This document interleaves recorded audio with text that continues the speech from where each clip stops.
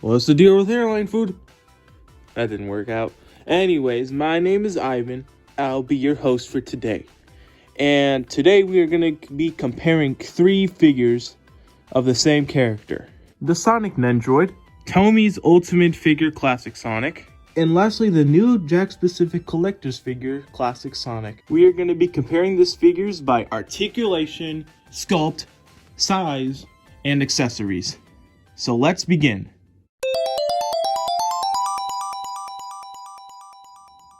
So let's start off with the Nendoroid Sonic.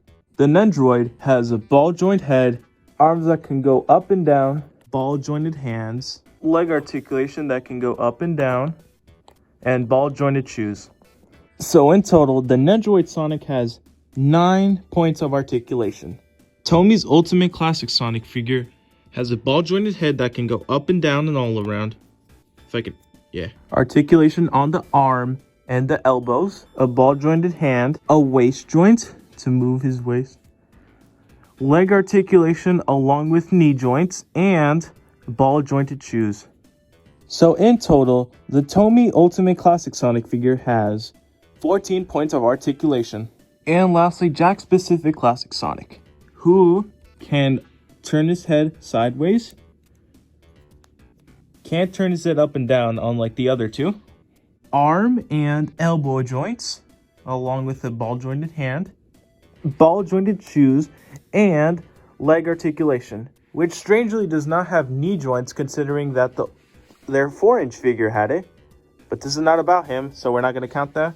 So in total, the Jakks collector's figure has 11 points of articulation. So the clear winner of this round is obviously Tomy's Ultimate Sonic figure, with the most articulation at 14 points.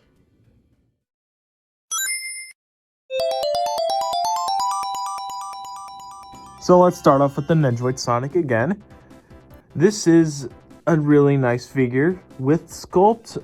It's amazing. I have to admit, it's a really nice. The head sculpt is really good. The seam lines are unnoticeable. The belly is nice and round. And the legs are pretty short, and the shoes are just amazingly sculpted. Except one problem, that he is supposed to be looking like this. This is the Jakks specific Modern Sonic that you can currently buy at Target and any other retail store. As you can tell, the Nendoroid Sonic is a lot shorter, stumpier, and all around larger than what Modern Sonic should be. Of course, he looks a lot more like Classic Sonic, who is a much shorter, stubbier, and all-around fatter Classic Sonic. No offense.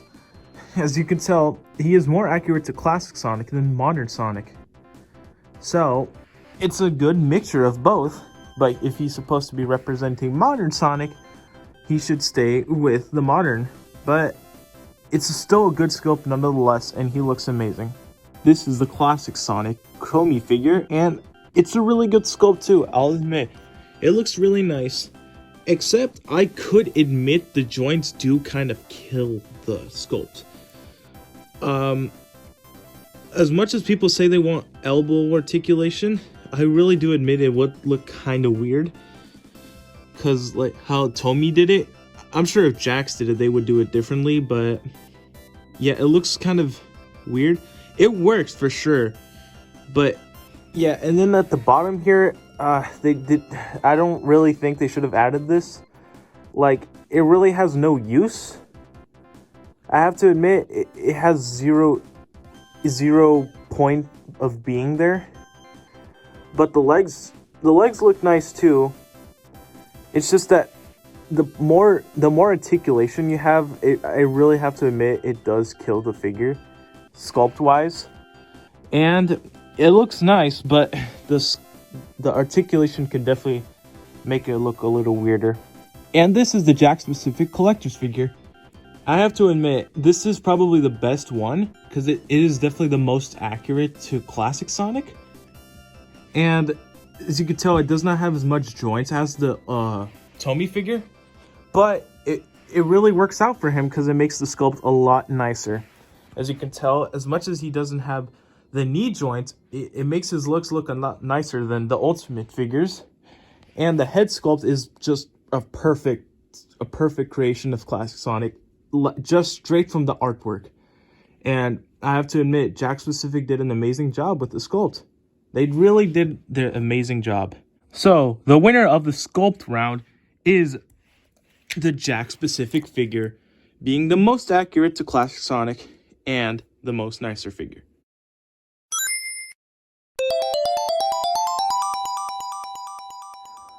Alright, this is going to be a quick round. So this is the Nendoroid Sonic. He is around 3 inches tall. Here's what he looks like scaled to the classic and modern Sonic by Jakks Pacific and Tomy. The classic Sonic is around 5.5 inches tall. Here's what he looks like next to Jakks and Tomy's modern Sonic and classic Sonic respectively. And the Jakks Pacific Sonic figure is 6 inches tall. And here he is with the Jakks and Tomy Sonic figures respectively. Then here's all three of them together. Again, the obvious winner here is the Jakks Pacific Sonic figure.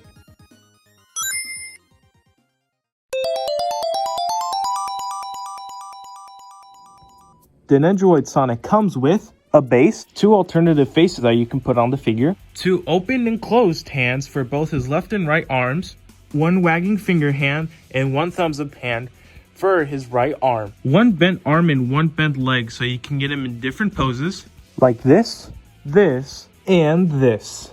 But that's not all.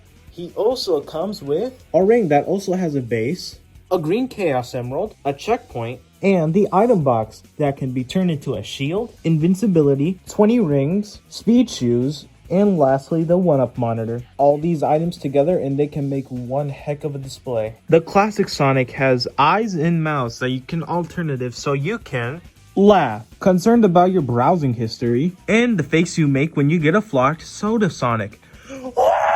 Faces aren't the only thing he comes with. He also comes with holding hands, closed hands, pointing figures, a chili dog, and a ring.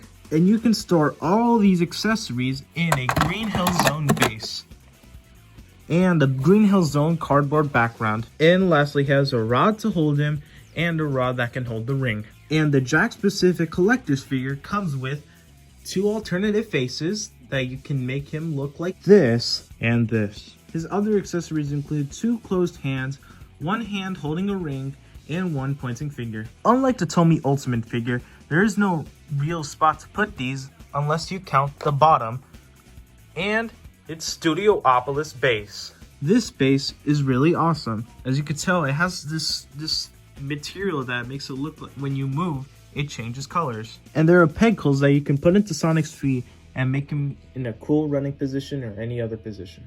And with them together with all their accessories, I think the clear winner here is the Sonic Nendoroid. While these ones have nice bases and backgrounds, the Nendoroid Sonic has a lot more to do. You can have him collect rings, collect the Chaos Emerald, and change the item box to any other items you want and play with this little Sonic. While the classic Sonic figure by Tomy has a chili dog and a ring, it really only has the background and faces and hands, which is pretty basic and definitely not as much as the Nendoroid Sonic. And Jakks Pacific being the most disappointing with accessories, having very little.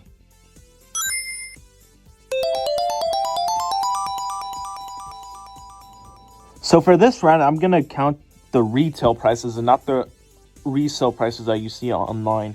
The Nendoroid Sonic should retail for about $50 or so. The classic Sonic Ultimate figure by Tomy is $30. And the newly released Jakks Pacific figure is $50. While the cheaper option is the Ultimate figure, I think the $50 for this guy is more worth it because you get more accessories. Sure, you do not have a base like this and this, but I think it really makes up for it for its little accessories. While this doesn't have much, for $30, it works really good. And $50 for this, I'm sorry, but it's not worth $50. It has less accessories than the Ultimate figure, which again is $30. It's just not worth it. The base is pretty cool. Everything is pretty cool. It's just that $50 is a little steep. So I think this point goes to Nendoroid Sonic.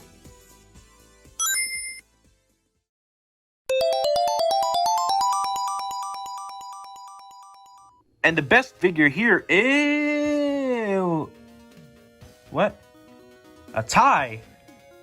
I guess I have to be the tiebreaker.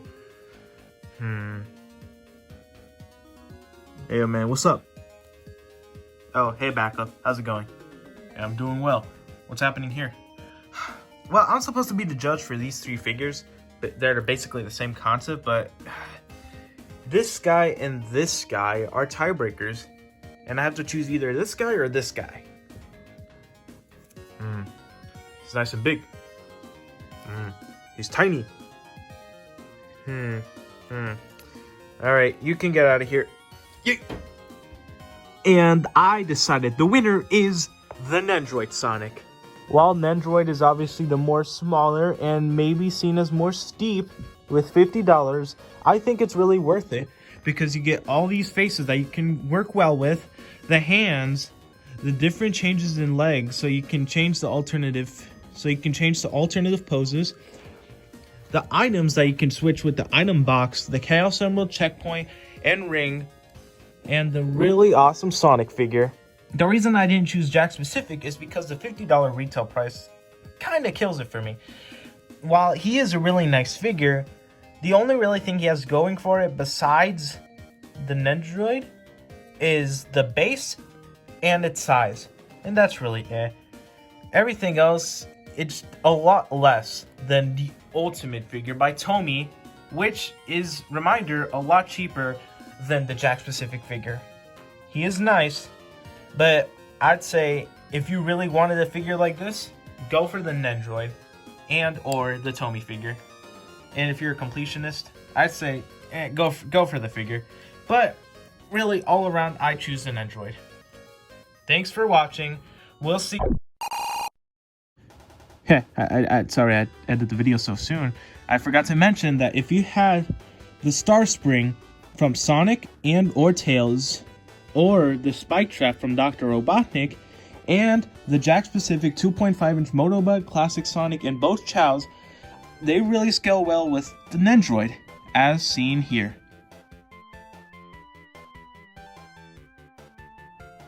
Really nice display. Anyways, for real this time, we'll see you next video whenever that is, and we hope you enjoyed this one. Alright, goodbye. Ba-boo-boo!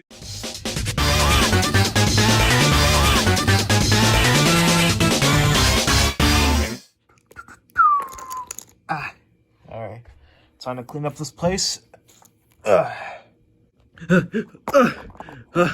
Please tell me I made it. Made it to what? The figure competition, you know, the ultimate figure and all that stuff. I made it, right? I can compete? You're kidding. What do you mean I'm kidding? We just finished filming.